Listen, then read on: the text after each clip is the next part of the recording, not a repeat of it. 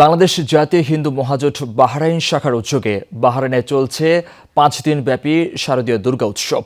গেল শুক্রবার দেশটির রাজধানী মানামার অস্থায়ী মণ্ডপে ষষ্ঠী পূজার মধ্য দিয়ে শুরু হয় আনুষ্ঠানিকতা। বিপুল উৎসাহ উদ্দীপনার মধ্য দিয়ে উৎসবে অংশ নিচ্ছেন বাহরাইন প্রবাসী বাংলাদেশি সনাতন ধর্মাবলম্বীরা। বাংলাদেশ জাতীয় হিন্দু মহাজোট বাহরাইন শাখার সভাপতি বকুল সূত্রধরের সভাপতিত্বে ষষ্ঠী পূজার আয়োজন পরিচালনা করেন সংগঠনের সাধারণ সম্পাদক বিষ্ণুপদ দেব ও ছোটন দেবনাথ।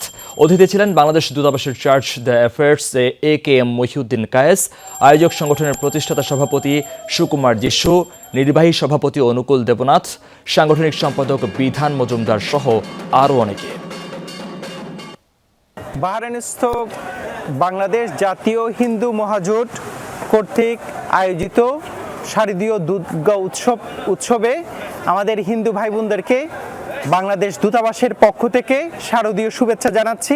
জাতি ধর্ম নির্বিশেষে দেশ বিদেশের সবাইকে জানাচ্ছি শারদীয় শুভেচ্ছা ও নমস্কার। বাহরাইনে আমরা দুর্গাপুজো পালন করতে পেরে আমরা খুবই আনন্দিত এবং ধন্যবাদ সবাইকে বাংলাদেশ হিন্দু মহাজোটের পক্ষ থেকে।